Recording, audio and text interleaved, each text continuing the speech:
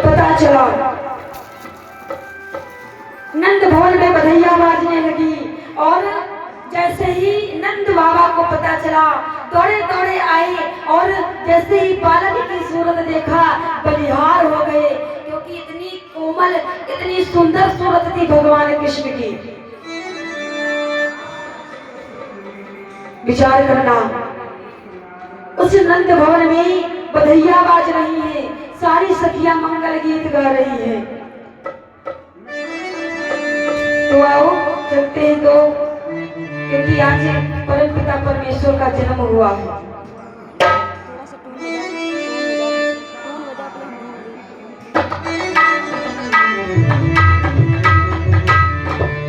सारी सखियां मंगल गीत गाती हैं, बड़ा सुंदर दृश्य है।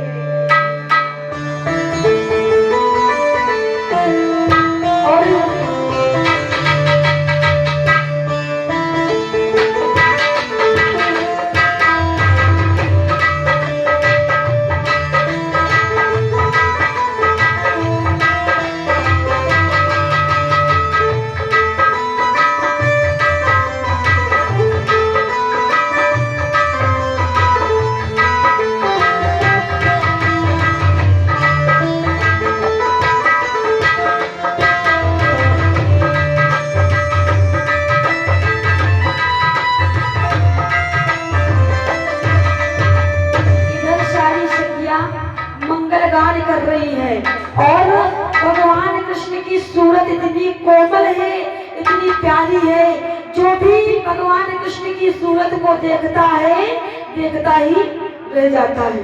सखियां मंगल गीत गाती है। आइए छोटे से भाव में कहती है क्या कि बजाओ ये कान्हा, अरे बजाओ ये कान्हा बांसुरी धीरे धीरे।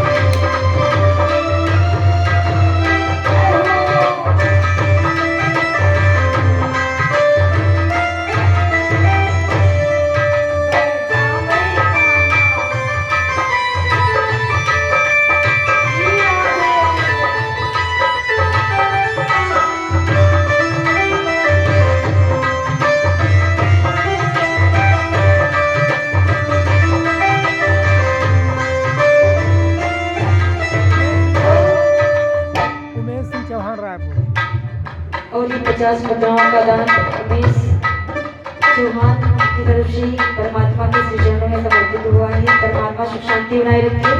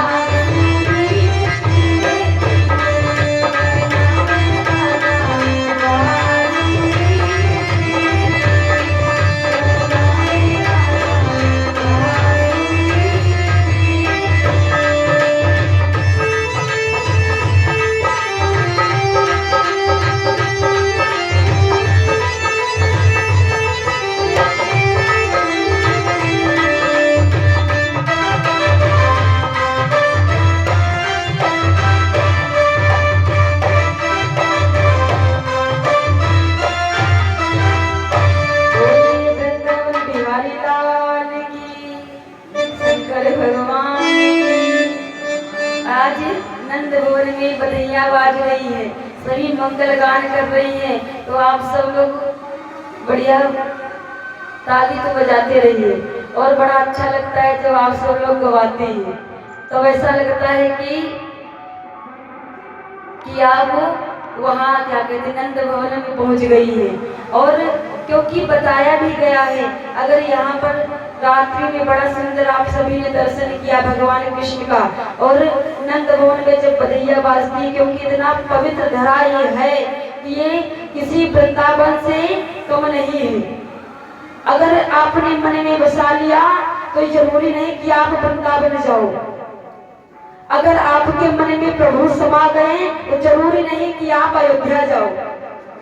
आपके मन में होना चाहिए अरे वृंदावन और या फिर गंगा स्नान करने से कोई मतलब नहीं है। घर में रोज मार होते हो, घर में रोज मार करो और माता पिता की सेवा ना करो तो चाहे तुम कितने भी महासागर गंगा सागर स्नान कर लो सब बेकार है। कहते हैं ऐसी ऐसी माताएं होती हैं अपने स्वामी को नहीं मानती हैं, पति देव की बात आए तो पता नहीं कितना कितना गाली देती है। लेकिन जाएंगे शंकर भगवान के ऊपर की है शंकर भगवान, तो गौरा मैया का खुश रही है कि नाराज हुई है। अरे गौरा मैया भी कहती हैं अपने पति को पूजो, यहाँ पर आने की जरूरत नहीं है। तो गौरा मैया भी भाई बहुत ज्यादा नाराज रहती है। कहते हैं सबसे बड़ी पूजा होती है जिस व्यक्ति ने माता पिता की सेवा कर लिया, उससे कोई बड़ी पूजा हो ही नहीं सकती है। आप कभी किसी भी तीर्थ यात्रा मत करो और प्रेम से माँ और पिता की सेवा करके देखो, इतना तीर्थ यात्रा करने में आनंद नहीं मिलेगा जितना माँ और पिताजी के आशीर्वाद से आपको आनंद मिलेगा। अरे हम सब बेकार में इतनी दूर जाते हैं, पता ही नहीं घर में ही आपका मंदिर है, आपके पास ही मंदिर है, क्योंकि ये मन है ये किसी मंदिर से कम नहीं है। इस मन के मंदिर में अगर एक बार प्रभु बैठ गए तो कभी किसी भी तीर्थ यात्रा करने की आवश्यकता नहीं है। तो सभी लोग वही भाव से बोलो, ताली बजाते हुए नंद भवन में बधैया बाज रही है, सारी सखियां मंगल गान कर रही है। और तब तक क्या हुआ, भगवान कृष्ण पालने में झूलते झूलते रोने लगे। जब रोने लगे तो सखियां कहने लगी मैया देखो लाला रोने लगो है। मैया यशोदा कहने लगी अरे सुनो मेरा लाला जो ना बड़ा कोमल है। तो जानते हो सखिया क्या कहती हैं कि जुग जुग जिये तेरो ललना हम घर ही चली, जुग जुग जिये तेरो ललना हम घर ही चली।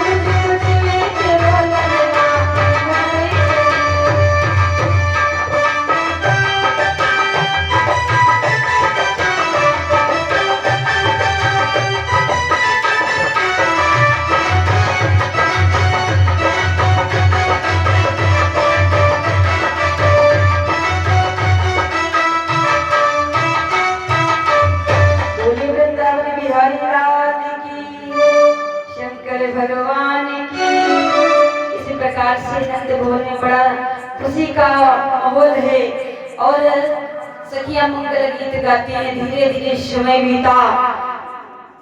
इधर जब कन्हैया 1 वर्ष के हो गए और 1 वर्ष के हुए तो आंगन में खेलने लगे।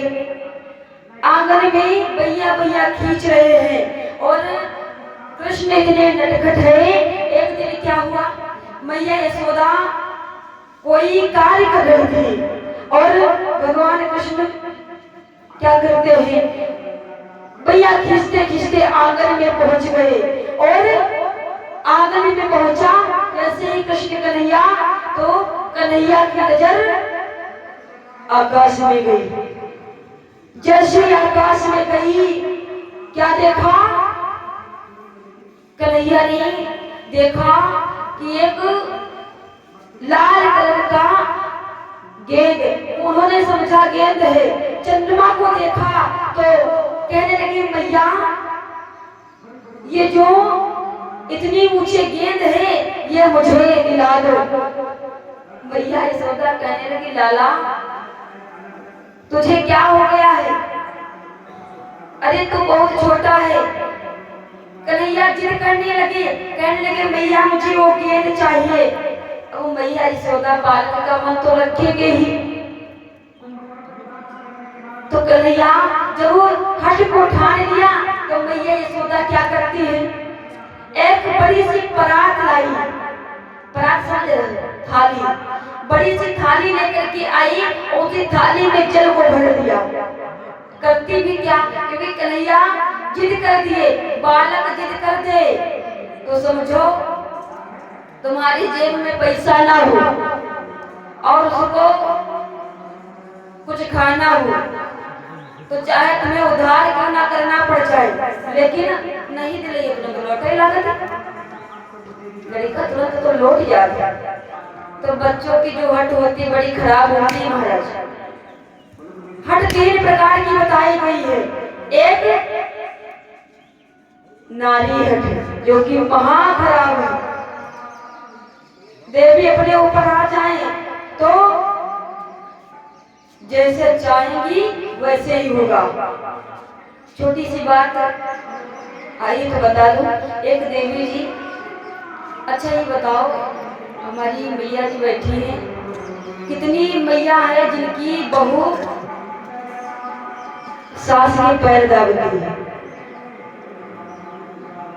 कोई नहीं है। अरे ये भगवान, कोई पैर नहीं दाबती है। बहू ऐसी ऐसी होती है, पैर की जगह पे गलत दबाना पड़ जाए तो उसके लिए बहुत जल्दी तैयार हो जाती है। लेकिन बहू भी सब नहीं खराब। देखो ताली एक हाथ से नहीं बजती है। अगर 50% सास की गलती है तो 50 हाथ होता है। आजकल सास अपने आप को सास समझती, जिस घर में सास अपने आप को सास समझती है तो उस घर में कभी नहीं बनती है।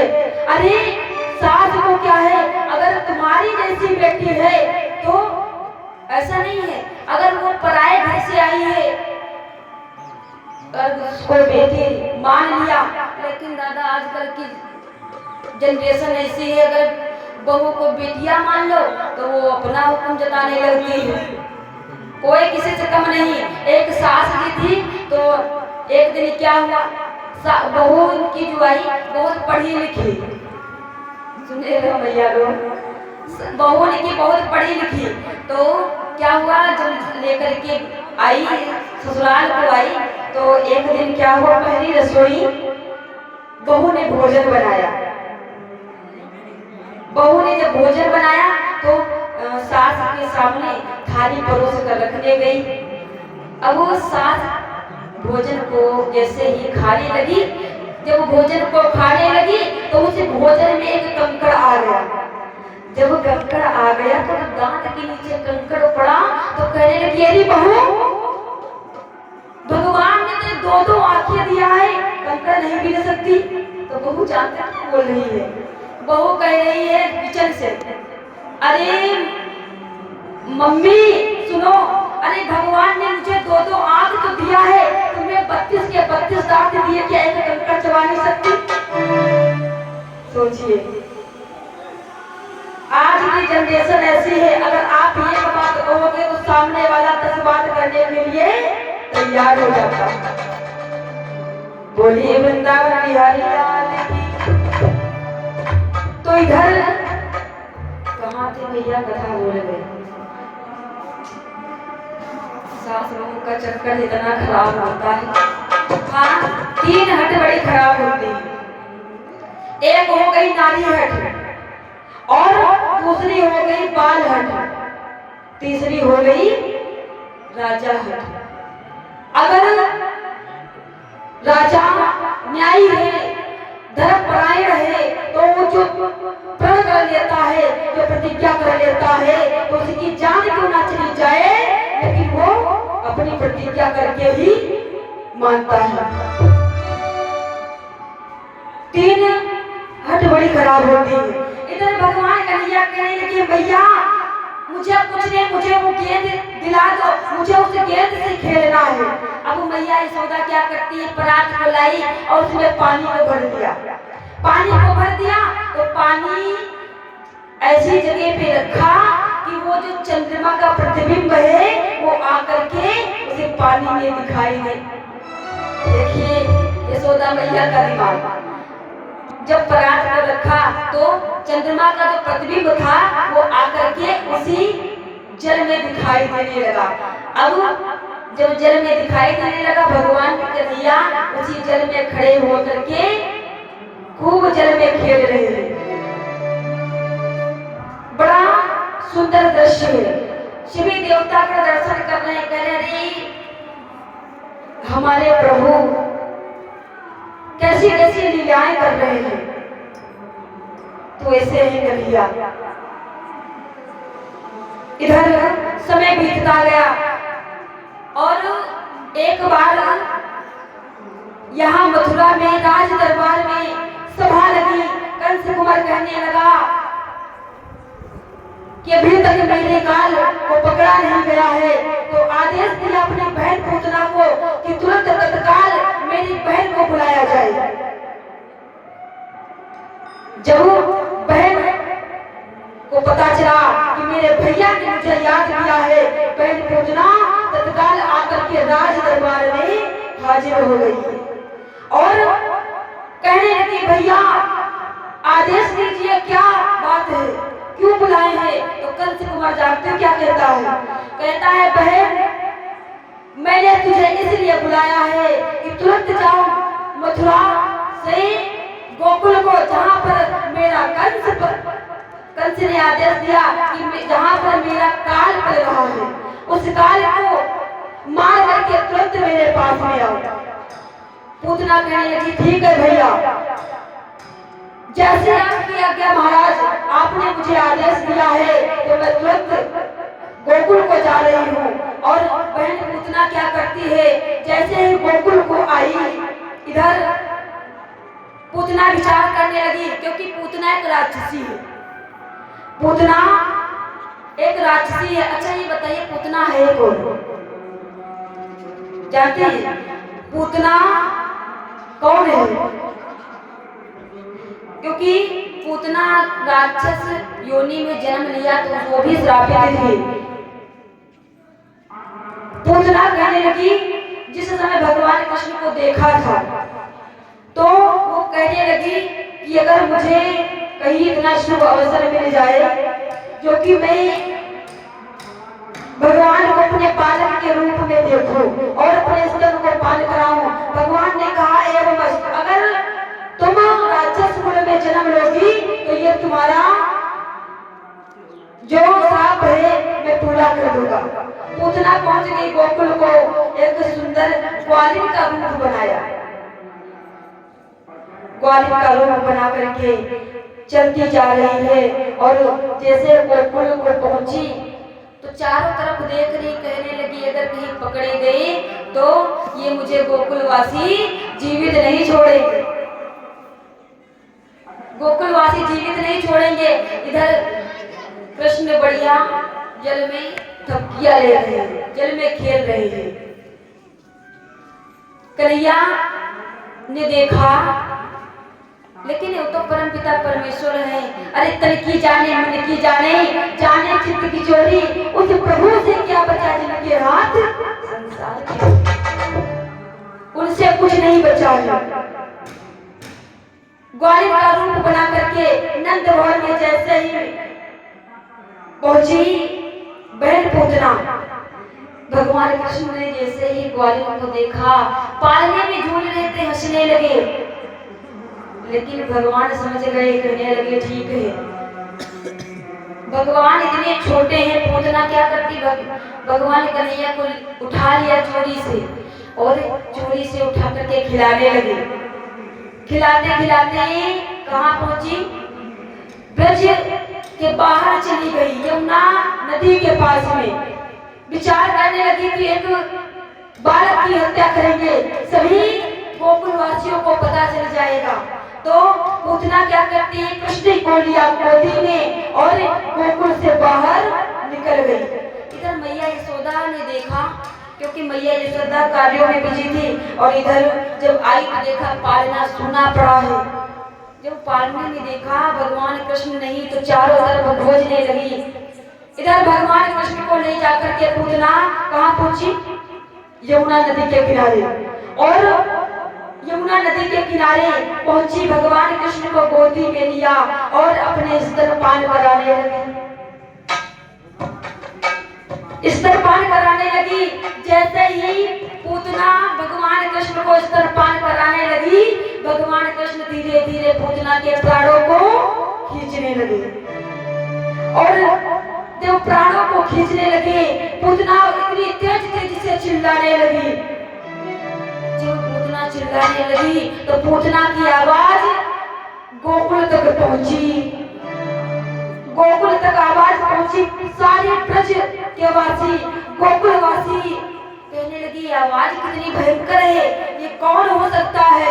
इधर मैया यशोदा बड़ा रोने लगी, विलाप करने लगी, अरे मेरा लाला कहाँ गया, इसे मेरा लाला नहीं मिल रहा है। तब तक एक ग्वाला दौड़ते दौड़ते ब्रज नगरी में दौड़ते दौड़ते आया और नंद भवन के दरबार में आया। कहने लगे मैया, अरे मैंने ऐसा दृश्य देख करके आया हूँ, इतनी बड़ी सी एक राक्षसी, उसके ऊपर अपने लाला खेल रहे हैं। जैसे ही मैया यशोदा को पता चला, इतनी तेज से मुरझा गया।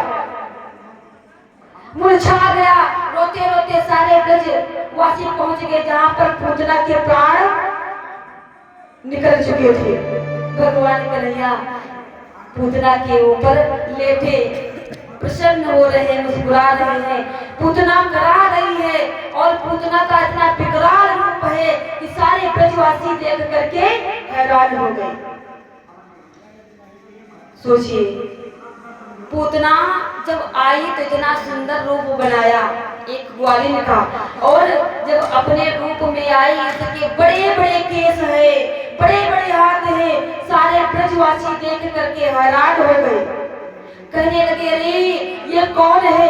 लेकिन हमारे श्याम सुंदर क्या करते, भगवान हो तो भाई परम पिता परमेश्वर है, उस राक्षसी के ऊपर बढ़िया खेल रहे हैं। और झट से यशोदा मैया लाला को गोदी में ले लिया और रोने लगी, लाला तू क्यों छोड़कर मुझे चला जाता है। अरे तुझे पता नहीं है, तेरी मैया एक पल भी तेरे बिना रह नहीं सकती है। कि मैया यशोमती ने बात कही, अरे मैया यशोमती ने बात कही, ए लाला तू हमें बतला दे।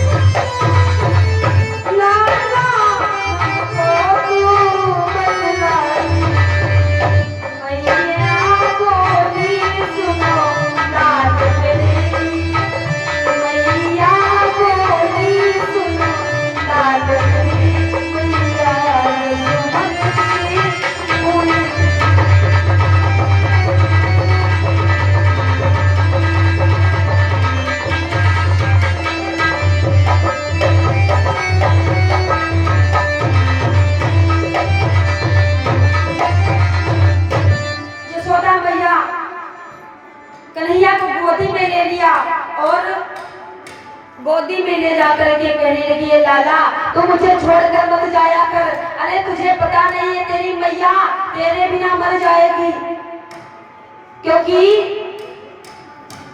मेरे ऐसे नेत्र हैं कि अगर तुझे एक पल नहीं देखती हो तो मेरे बेचैनी छा जाती है। और बड़ा लाड लड़ाने लगी और महल को आई। इधर कन्हैया क्या करते, कन्हैया की अनेक लीलाएं हैं। कन्हैया इतने नटखट हैं, कहीं माखन को चुराने लग जाते हैं तो कहीं मैया यशोदा माखन को निकालती मटकियों को पलट देते हैं तो कहीं कोई उत्पात करते हैं। मैया यशोदा परेशान होने लगी, लाला तो बहुत मुझे तंग करता है। गई कन्हैया कहाँ पहुंचे, उसी परात में खेलने लगे। और परात में जब खेलने लगे संध्या के समय हुआ, चंद्रमा नजर नहीं आ रहा, चंद्रमा नजर नहीं आ रहा। कहने लगे, मैया मुझे उसी गेंद से खेलना है, मुझे गेंद दिला दो। मैया यशोदा बड़ा परेशान, अरे संध्या के समय में गेंद कहाँ धरी है, विचार करना महाराज। मैया यशोदा परेशान हो गई, कहने लगी, लाला तो एक कोई ना कोई तो डिमांड करता है। अरे संध्या हो गई है, समय बीता। मैया यशोदा बहुत प्रकार से समझाया, भगवान कन्हैया रोने लगे। भगवान कन्हैया रोने लगे। जैसे ही प्रातः काल हुआ, जैसे ही सुबह हुई, देखा बड़ा सुंदर आकाश में चंद्रमा निकले, इतने लाल लाल कलर के। मैया यशोदा वही कार्य करती है। जैसे ही भगवान कृष्ण ने चंद्रमा को देखा, किलकारी मार करके हंसने लगे। हंस इतनी तेज से प्रसन्न हो गए और कहती क्या कि हट्टी पकड़ी, अरे नंद लाला मैयारी मोहे चंदाला दे, हट पकड़े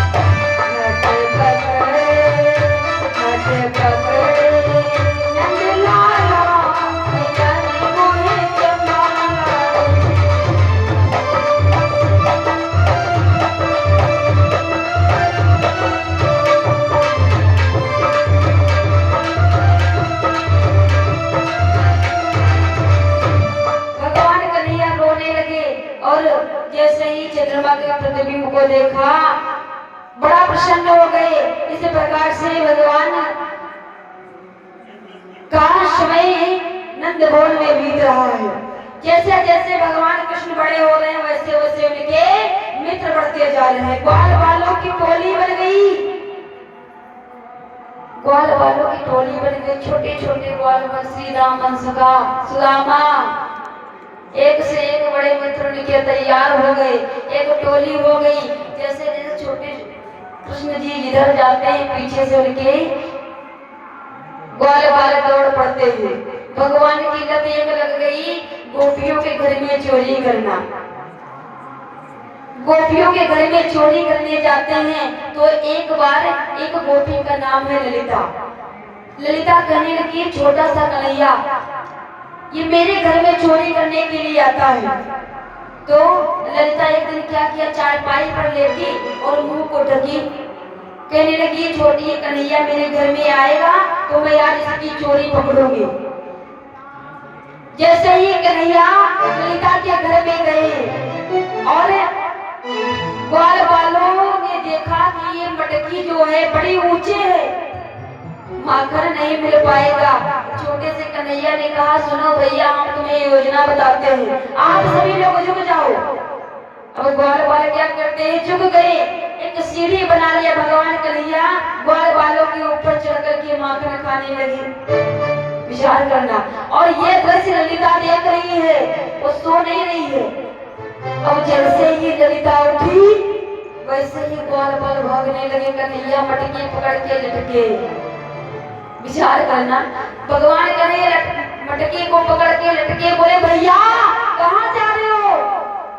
श्री रामा कहने लगा सुनो भैया तुम लटके रहो, हमें मार नहीं खानी है, हम चले। सारे ग्वाल बाल भाग गए। ललिता ने कृष्ण को उतारा और पकड़ लिया हाथ, पहुंच गई नंद भवन को। कहने लगी मैया। जैसे मैया यशोदा ने आवाज सुनी और तब तक बाहर निकल के आई, और जैसे ही मैया यशोदा बाहर निकल के आई तो ललिता से हाथ छुड़ा लिया भगवान कन्हैया, बचा करके मैया यशोदा के पल्लू में छिपने लगे। पल्लू में छिपने लगे तो मैया यशोदा कहने लगी हाँ ग्वाल में क्या हुआ? तो ललिता जानते हो क्या कहती है? ललिता कहने लगी मैया यशोदा मेरी बात सुनो, अरे तेरे लाला ने मेरे घर में चोरी किया है, माखन को चुराया है। जैसे ही मैया यशोदा ने कन्हैया की तरफ देखा तो कन्हैया कहते नहीं मैया हमने चोरी नहीं किया है। तुरंत झूठ बोल दिए मैया हमने चोरी नहीं किया। ललिता कहने लगी लाला तो कितना झूठ बोल रहा है, अभी मैं पकड़ करके लेके आई हूँ। लेकिन कहते हैं ना कि अगर चोरी कोई करता है तो कहीं ना कहीं कुछ अंश छोड़ करके जाता। भगवान कन्हैया के मुंह में थोड़ा सा माखन लगा था, माखन लगा तो मैया समझ गई लाला तो बिगड़ गया है, तो बहुत बिगड़ गया है। कहने लगे लाला तू गलत कर रहा है, गोपिकाओं के घर में तू चोरी करने जाता है। अरे तेरे पापा की बड़ी हंसी होगी, मेरे वहाँ लाखों गैया बंधी है, इस घर में दूध दही माखन की कमी नहीं है, और तो गोपिकाओं के घर में इस प्रकार से चोरी करने जाएगा तो तेरे बाबा की बड़ी हंसी होगी। मैया यशोदा कहने लगी ए लाला तो चोरी करना छोड़ दे, ये ठीक बात नहीं है कि रोज रोज तेरी शिकायतें इस नंद भवन में आती हैं, तेरे बाबा को पता चलेगा तो बड़ा कष्ट होगा। मैया यशोदा कन्हैया के कानों को पकड़ लिया और कहने लगी लाला मेरी बात सुन कि तुमको है सौगंध हमारी, अरे चोरी करन मत